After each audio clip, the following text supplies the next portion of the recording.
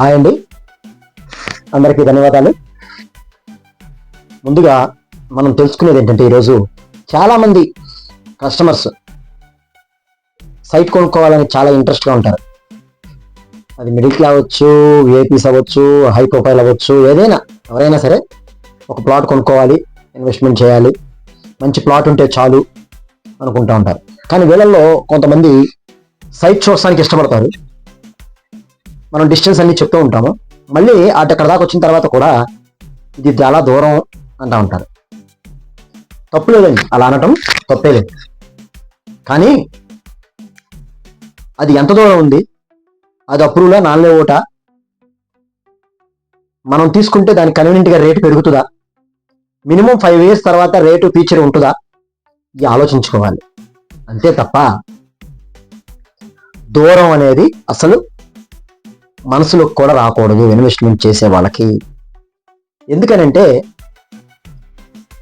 ఇవాళ విజయవాడలో చూసుకున్నాం, బెంజ్ సర్కిల్లో నుంచి 30-40 కిలోమీటర్లు అంటే పామర్, ఓకే, మచిలీపట్నం. నెక్స్ట్ మచిలీపట్నం ఒకప్పుడు 15 సంవత్సరాల కిందట మినిమం 15 కూడా కాదండి, 10 years, 1.5-2 గంటలు పట్టేదండి వెళ్ళటానికి.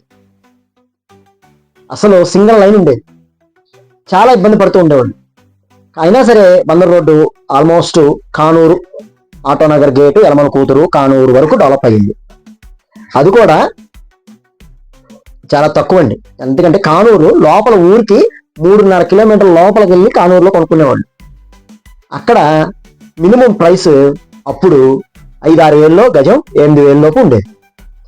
ఎందుకంటే అది కూడా లోపలైనా సరే, కానీ అది నిదానంగా 5 ఏళ్ళకి 10 ఏళ్ళకి ఏమైంది, మొత్తం ఈ 3.5 కిలోమీటర్స్ డెవలప్మెంట్ అయిపోయి ఇవాళ కానూరులోనే కావాలి అనే కస్టమర్స్ ఎంతో మంది ఉన్నారు. ఒకప్పుడు కానూరు చూపిస్తే వద్దనే వాళ్ళు ఎక్కువ మంది ఉండేవాళ్ళు. కొనుక్కున్న వాళ్ళందరూ ఇవాళ ఆస్తి పరులు అయ్యారు. అలాగే నెక్స్ట్ కానూరు తర్వాత తాడిగడప కూడా సేమ్ టు సేమ్ అండి, ప్రతిదీ పింటుకుని చెప్పవసరలా. తర్వాత పోరంకి, తర్వాత పెనమలూరు. ఇవాళ పెనమలూరు ఈడుపుగల్లు కూడా 25,000 లేదంటే సిఆర్డి అప్రూవల్ లేదండి. కంకిపాడులో మినిమం 30 నడుస్తుంది, 25,000 నడుస్తుంది. మినిమం పొద్దుటూరులో కూడా 20 నడుస్తుంది. ఇవన్నీ ఇళ్ల పక్కన 10 అడుగుల రోడ్డు, 20 అడుగుల రోడ్డు ఇళ్ల పక్కన కాదండి, సిఆర్డి అప్రూవల్ లేఅవుట్స్ మాత్రమే. ఎప్పటికప్పుడు ఏ లేఅవుట్ ఆ లేఅవుట్ రేట్ అనేది పెరుగుతుంది. ఎందుకనంటే మొత్తం బందర్ రోడ్డు అంతా కూడా 6 లైన్ శాంక్షన్ అయింది. మచిలీపట్నం వరకు కూడా 6 లైను. అలాగే మనకి ఓఆర్ఆర్ కూడా కంకిపాడు టోల్ గేట్ దాటిన తర్వాత దావులూరు దగ్గర చలివేంద్రపాలానికి దావులూరుకి మధ్యలో ఓఆర్ఆర్ వెళ్తుంది, మార్కింగ్ కూడా అయ్యింది. ఇవాళ అక్కడికి కూడా దూరం అని 20 కిలోమీటర్ల జర్నీ బెంజ్ సర్కిల్కి, అక్కడికి కూడా దూరం అని కొంతమంది రావట్లేదు. ఇన్వెస్ట్మెంట్ చేసేవాళ్ళు చేస్తూనే ఉంటారండి.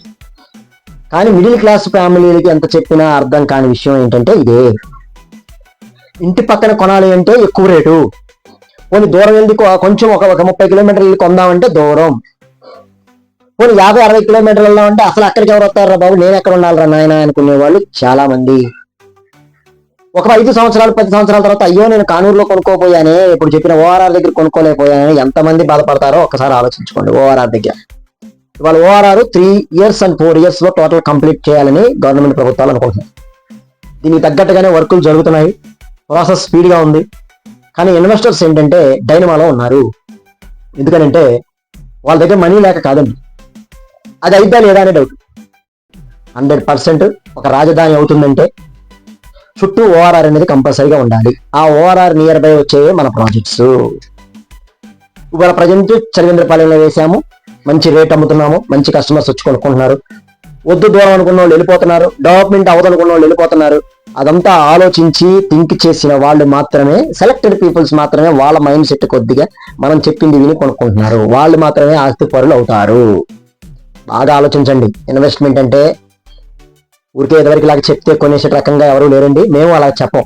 ఎందుకనంటే ఇవాళ పరిస్థితులు అలా ఉన్నాయి.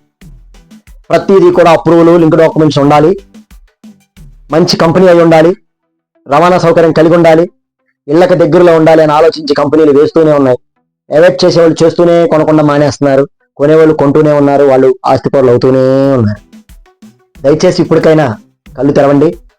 మీకు చూపించిన సైటు చక్కగా చూసి అన్ని ఫెసిలిటీస్తో ఉంటే ఇంకొక సైట్ చూడటం మానేసి చక్కగా ఈ సైట్లో సంబంధించిన డీటెయిల్స్ అన్ని మీరు చూసుకొని ఫ్రీగా కొనుక్కొని రిజిస్ట్రేషన్ చేయించుకోండి. 20 కిలోమీటర్ల పెద్ద దూరం కాదండి. 60, 70, 100 కిలోమీటర్లు వెళ్ళి కొనుక్కుంటున్నాడు హైదరాబాద్లో. బెంగళూరు అయితే చెప్పవసరం లేదు, 150 కిలోమీటర్లు వెళ్ళి కొనుక్కుంటున్నారు. అది అడుగుల్లో. ఇవాళ మన అదృష్టం ఏంటంటే గజాల్లో అమ్ముతున్నాము. దయచేసి అందరూ కూడా ఆలోచించి చక్కగా మంచిగా ఓఆర్ఆర్ చుట్టూ మన ప్రాజెక్టులు వస్తున్నాయి.